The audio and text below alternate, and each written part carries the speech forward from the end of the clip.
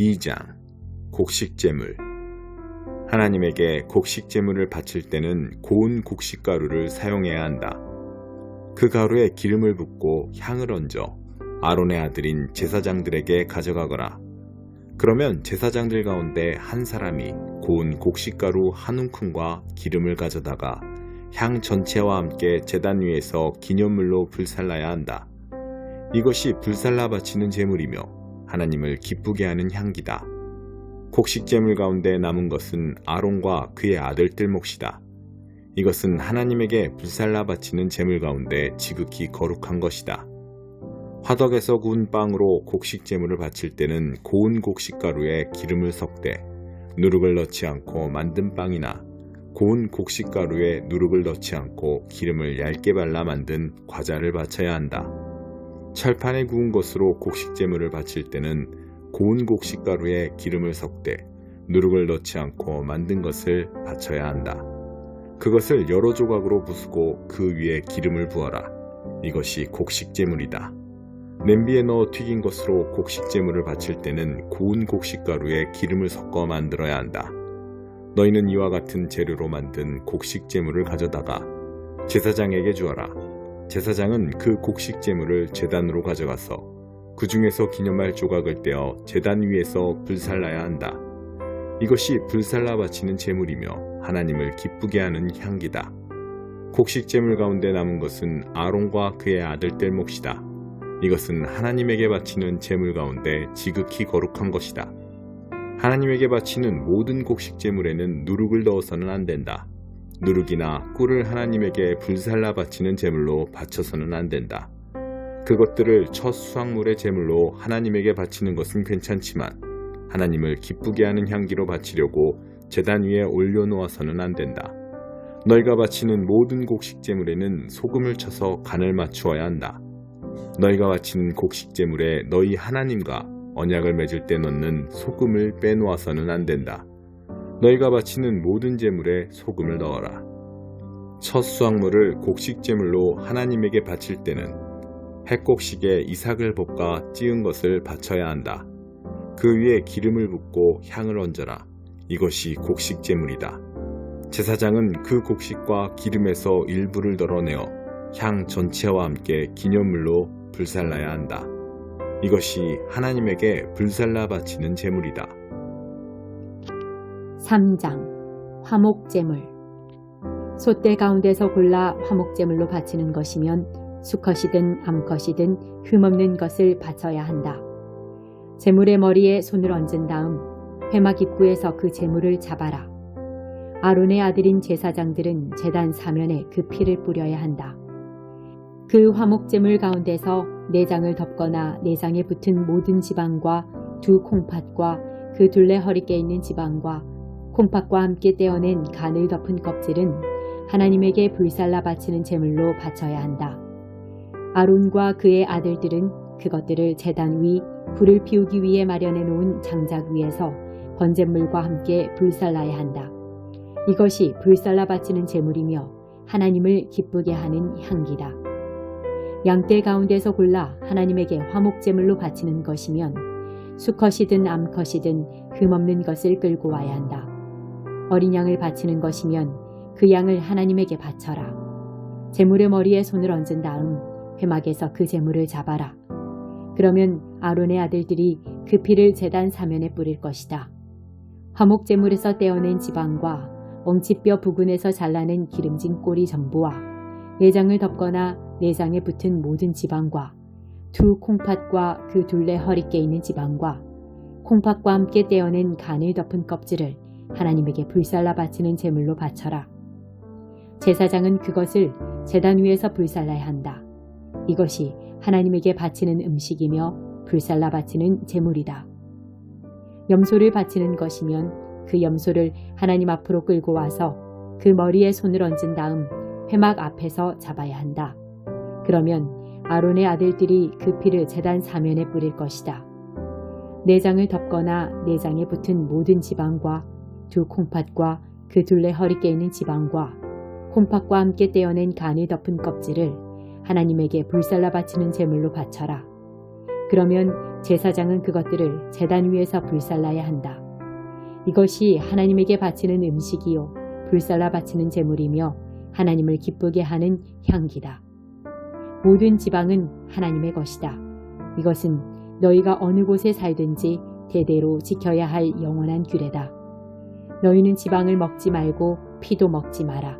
그 가운데 어느 것도 먹어서는 안 된다. 21장 다시 고기를 잡으러 간 제자들.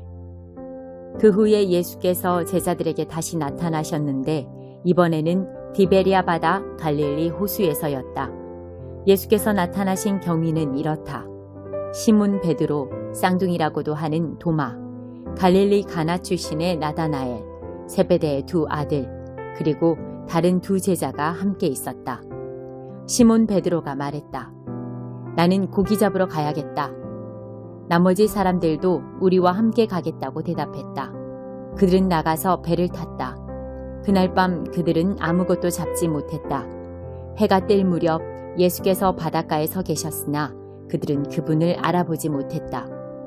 예수께서 그들에게 말씀하셨다. 좋은 아침이구나. 아침거리로 뭘 좀 잡았느냐? 그들이 대답했다. 못 잡았습니다. 예수께서 말씀하셨다. 그물을 배 오른쪽에 던지고 어떻게 되는지 보아라. 그들은 그 말씀대로 했다. 순식간에 수많은 고기가 그물에 걸려들었다.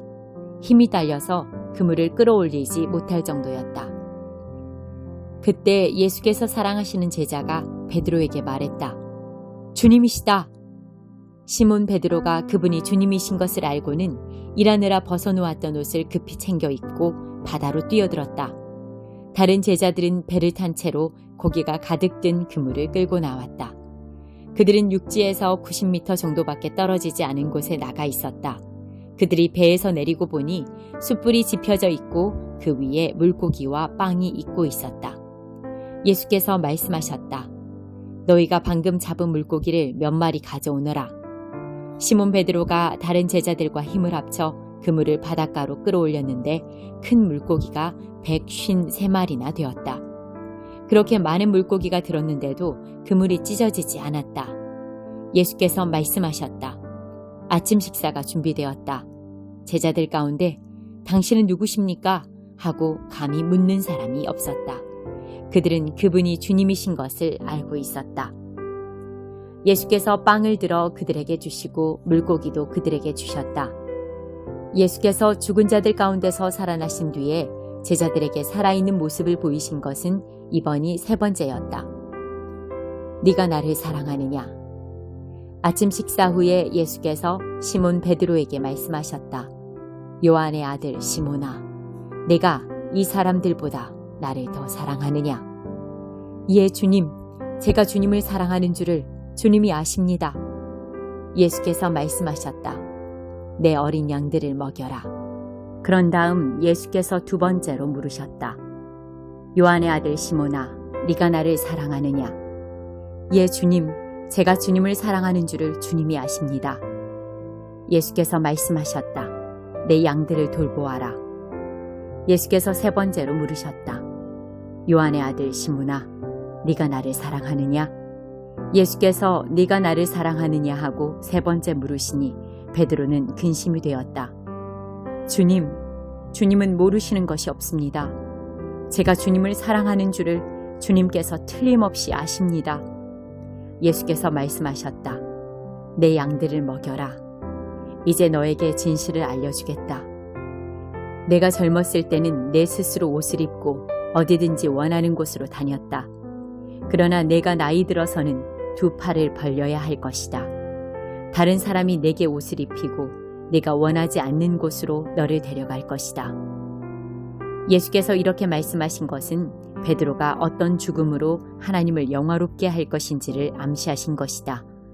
이 말씀을 하시고 예수께서 이렇게 명하셨다. 나를 따라오너라. 베드로가 고개를 돌려보니 예수께서 사랑하시는 제자가 바로 뒤에서 따라오고 있었다. 베드로가 그를 보고 예수께 물었다. 주님, 이 사람은 어떻게 되겠습니까? 예수께서 말씀하셨다. 내가 다시 올 때까지 그를 살려두고자 하더라도 그것이 너와 무슨 상관이 있느냐? 너는 나를 따라오너라. 그래서 그 제자가 죽지 않을 것이라는 소문이 형제들 사이에 퍼진 것이다. 그러나 예수께서 하신 말씀은 그런 뜻이 아니었다. 예수께서는 그저 내가 다시 올 때까지 그를 살려두고자 하더라도 그것이 너와 무슨 상관이 있느냐라고 말씀하셨을 뿐이다. 이 모든 일을 목격하고 기록한 사람이 바로 그 제자다. 우리 모두는 그의 증언이 믿을만하고 정확하다는 것을 알고 있다. 이 밖에도 예수께서는 아주 많은 일을 행하셨다. 그것을 하나도 빠뜨리지 않고 낱낱이 기록한다면 그 기록한 책을 다 담아두기에는 이 세상도 비좁을 것이다. 18장. 말은 사람을 죽이기도 하고 살리기도 한다. 자신만 챙기는 이기주의자들은 공공의 유익에 침을 뱉는다. 미련한 자는 사려 깊은 대화에 관심이 없고 입에서 나오는 대로 마구 짓거린다. 악에는 수치가 뒤따르고 생명을 멸시하는 일에는 치욕이 뒤따른다. 많은 말은 범람하는 강물처럼 세차게 흘러가지만 깊은 지혜는 용천수처럼 위로 솟구친다. 범죄자를 너그럽게 봐주는 일이나 무고한 사람을 벌하는 일은 옳지 않다. 미련한 자의 말은 싸움을 일으키니 그 입에 재갈을 물리는 것이 은혜를 베푸는 일이다. 미련한 자는 허풍을 떨다 망하고 자기가 뱉은 말이 자기 영혼을 짓누른다. 험담에 귀 기울이는 것은 싸구려 사탕을 먹는 것과 같다. 그런 쓰레기를 정녕 뱃속에 넣고 싶으냐. 부주의한 습관과 엉성한 일처리는 파괴 행위만큼이나 나쁘다. 하나님의 이름은 대피소이니 선한 사람이 그리로 달려가면 안전하다. 부자들은 재산이 자기를 지켜준다고 생각하고서 그 뒤에 숨으면 안전할 줄 안다. 교만하면 추락하지만 겸손하면 명예가 뒤따른다. 다 듣기도 전에 대답하는 것은 어리석고 무례한 일이다. 정신이 건강해야 역경을 이겨내는데 정신이 꺾이면 무슨 일을 할 수 있겠는가. 지혜로운 이들은 늘 배우고 신선한 통찰에 귀를 기울인다. 선물은 사람의 관심을 끌어 높은 사람의 주목을 얻게 한다. 법정에 선 증인의 말이 옳은 듯해도 반대 신문이 시작되면 사정이 달라진다. 결정하기 어려운 사안을 만나면 제비라도 뽑아야 한다. 부탁을 들어주면 영원한 친구를 얻게 된다. 그 결속을 끊을 만한 것은 없다. 과일이 배를 채워주듯 말은 마음을 만족해 하고 좋은 말은 풍성한 수확 같은 만족을 준다. 말은 사람을 죽이기도 하고 살리기도 하니 도구로 쓸지 열매로 삼을지 선택하여라. 좋은 배우자를 찾는 자는 복된 삶을 찾는 자요 하나님의 은혜를 입은 자다. 가난한 이는 간곡한 말로 청하고 부유한 자는 호통치며 대답한다.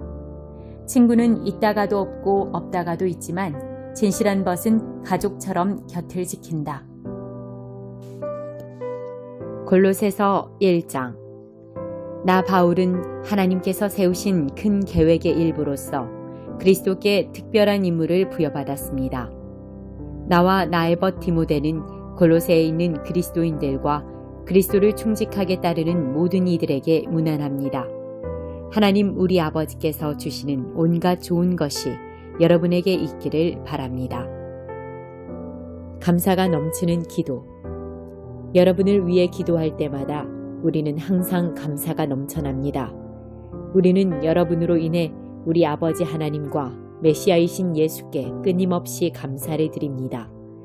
우리는 여러분이 한결같은 마음으로 우리 예수 그리스도를 잘 믿고 있으며 모든 그리스도인에게 끊임없이 사랑을 베풀고 있다는 소식을 전해 듣고 있습니다.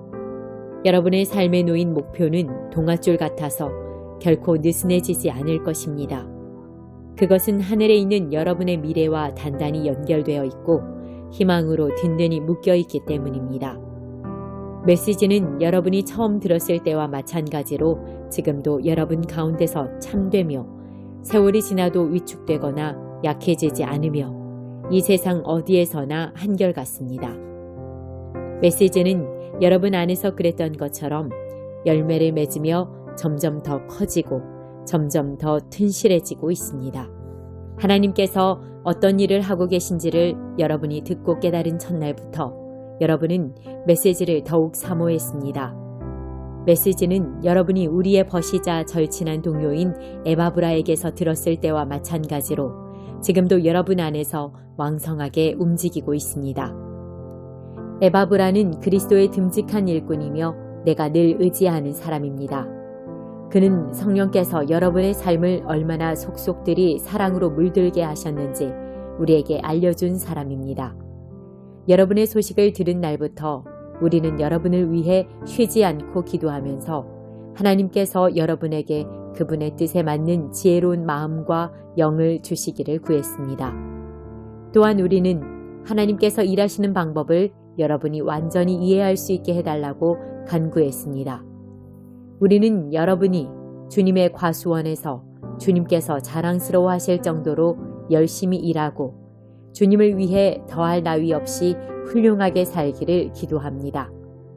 하나님께서 일하시는 방식을 알면 알수록 여러분은 여러분의 일을 어떻게 해야 할지 더욱 알게 될 것입니다.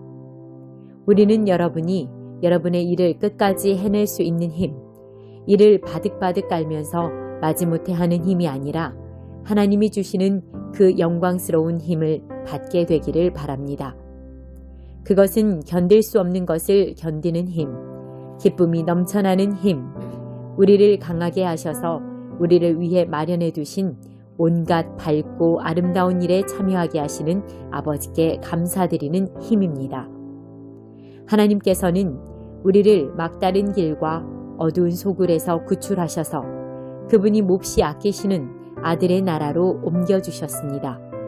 그 아들은 수렁에서 우리를 건지시고 반복해서 지을 수밖에 없던 죄에서 우리를 벗어나게 해주셨습니다. 모든 것을 연결하시는 그리스도. 우리는 이 아들을 보면서 보이지 않는 하나님을 봅니다.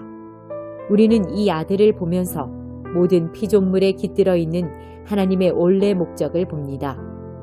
모든 것이 위에 있는 것과 아래에 있는 것, 보이는 것과 보이지 않는 것, 천사 위에 천사들까지 참으로 모든 것이 그분 안에서 시작되고 그분 안에서 자신의 목적을 찾기 때문입니다. 그분은 만물이 존재하기 전부터 계셨고 지금 이 순간에도 만물을 유지하고 계십니다. 또한 그분은 머리와 몸의 관계처럼 교회를 하나의 유기체로 조직하시고 유지시켜 주시는 분입니다. 그분은 처음에도 으뜸이 되셨고 부활 행진을 이끄시며 마지막에도 으뜸이 되십니다. 그분은 처음부터 끝까지 계시며 만물과 모든 사람보다 단연 뛰어나신 분입니다. 그분은 어찌나 광대하고 광활하신지 만물이 그분 안에서 저마다 알맞은 자리를 차지해도 전혀 비좁지 않습니다. 그뿐만이 아닙니다.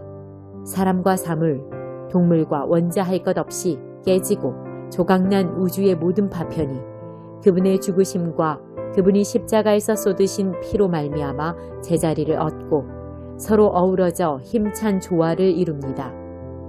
바로 여러분은 하나님께서 어떤 일을 하고 계신지를 보여주는 사례입니다. 한때 여러분 모두는 하나님을 등지고 하나님께 반역하는 마음을 품으며 기회 있을 때마다 하나님을 괴롭게 해드렸습니다. 그러나 그리스도께서는 십자가에서 자기를 완전히 내어주시고 실제로 여러분을 위해 죽으셨습니다. 그리스도께서 여러분을 하나님께 데려가셔서 여러분의 삶을 회복시켜 하나님 앞에 온전하고 거룩하게 하셨습니다. 그 같은 선물을 버리고 떠나가서는 안 됩니다. 여러분은 신실한 결속의 털을 잡고 든든히 서서 끊임없이 메시지의 주파수를 맞추고 마음이 흐트러지거나 주의를 빼앗기는 일이 없도록 조심하십시오. 다른 메시지는 없습니다. 이 메시지뿐입니다. 하늘 아래 있는 모든 피조물이 이 메시지를 받고 있습니다. 나 바울은 이 메시지를 전하는 심부름꾼입니다. 이 감옥에 여러분이 아니라 내가 갇혀있는 것이 얼마나 감사한지 모릅니다. 이 세상에는 우리가 받아야 할 고난이 많습니다. 그것은 그리스도께서 겪으신 것과 같은 고난입니다. 나는 교회가 겪는 이 고난에 참여할 기회를 기꺼이 환영합니다. 나는 이 교회의 일꾼이 되어 이 고난을 순전한 선물로 받았습니다. 그것은 나로 하여금 여러분을 섬기고 온전한 진리를 전하게 하시려는 하나님의 방법이었습니다. 이 비밀은 오랫동안 감추어져 있었지만 지금은 환히 드러났습니다. 하나님께서는 유대인뿐 아니라 모든 사람이 자신의 배경과 종교적 입장에 상관없이 이 충만하고 영광스러운 비밀을 속속들이 알기를 원하셨습니다.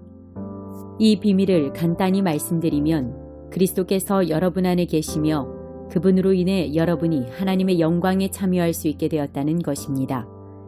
간단하지만 이것이 메시지의 핵심입니다. 우리는 메시지에 무언가를 보태지 않도록 사람들에게 주의를 주면서 그리스도를 전합니다. 우리는 각 사람을 성숙시키기 위해 깊이 있는 분별력을 가지고 가르칩니다. 성숙해진다는 것은 기본으로 돌아간다는 것입니다. 바로 그리스도께로 말입니다. 그 이상도 그 이하도 아닙니다. 내가 날마다 해마다 힘쓰는 일, 너무나 풍성히 베풀어 주시는 하나님의 힘으로 최선을 다해 하는 일이 바로 그것입니다.